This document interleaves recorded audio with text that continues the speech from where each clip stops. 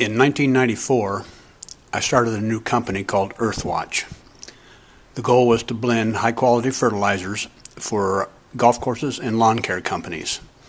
I developed it on, for not a better use of words, a microbrewery concept where a small facility of 8,000 square feet, everything indoors, could put out 8 to 10,000 tons of high-quality fertilizer product. In fact, as I speak today, there's a company that bought part of my company out that are doing that right now and have been doing it for 10 years. In the process, though, I had to come up with a spreadsheet to make sure everything was accurate on a consistent basis. I learned over the years that data entry error can make a mess of labels and of formulas, for that matter, for fertilizer blend products. So I developed this blend sheet. It has drop-down windows, and everything in red on this sheet can be changed. Then it's linked to a database that gives all the information, the prices, and all of the analysis of all the products, so everything is automatic. I'll show you how it works now. The name, I'm just going to put EW for Earthwatch right now, and I'll just give it a bag ID number of 99. Right now it's a 25-pound bag, but we can change bag. You can see here I'm going to change it to a 50-pound bag. And then on nitrogen, I'm going to go to a 20-5-10. And then we have the option on our phosphates. We can use the MAP products, which are good west of the Missouri River because of the high pHs, or we can use the diammonium phosphate that's good, of course, on the east side where the soil leaches so much more and the pHs are low. I'm going to stay with my monoammonium phosphate. Same with your muriate of potash or your sulfate of potash, sulfamag, that type of thing, all the way down to lime chips, where you could actually, instead of using them, you can use gypsum or dolomite lime, whatever you like to choose for any kind of filler. And in this case, on the nitrogens, I got ammonium sulfate in here, but you can see we can go even with biosolids, heuactinite, milorganite, mesa, all the different kinds of slow-release nitrogens. I have 4 different locations where we can change these so that you can actually put 4 different types of nitrogen in this product.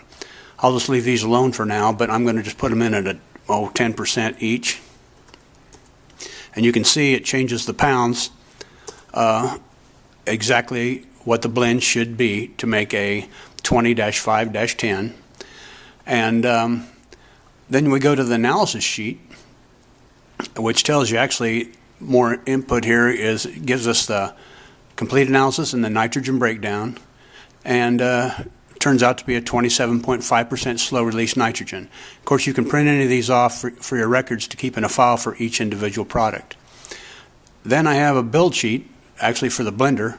I have 10 tons in here now, but I can put 5 or 1, whatever. And it tells you how much to put in for that blend of each individual product. And in what in my case is an assembly line, you'll see it here on my website. But anyway, it gives you up to the points, so you put exactly the amount in to give you your 5 ton. I always put the polymer-coated ureas or them in last because of the blending time. Can dull the product and make them not near as attractive. It just dulls them to where they're kind of a dirty look. So that's why I always put them in last and put your phosphates and potash and stuff in before. This still gives you another breakdown of your nitrogens, so you can see what you got in it. Then I actually have a label that's been approved by most of the Midwestern states that I know of, because the company that I'm dealing with now still uses it in all the states. They slip this in the cover of their bags, and it meets all the criteria that the states demand for labels. Nitrogen breakdown. Now, if we have any other nutrients, it labels them in here. It tells you what they're derived of, how it breaks down, chlorine maximum. If there's boron, it tells that. This is all automatic. It comes from that first page. And, of course, there's all your disclaimers. Then I have an ID slip that goes into the shrink wrap around a pallet so that you can always identify all your inventory. And, of course, this all changes automatically if you have 25-pound bags or 20-pound bags. The program is completely automatic. And it's made, the reason we've done that is over the years, I developed it a long time ago, but we've learned that the more automatic we can make it, the more we can depend on it and not have to, don't have to have some expert running everything. Now, I'll get into another segment here after a while if you do any impregnation or are interested in doing impregnation, to where we can actually impregnate products with your pre-emergence and your insecticides, that type of thing.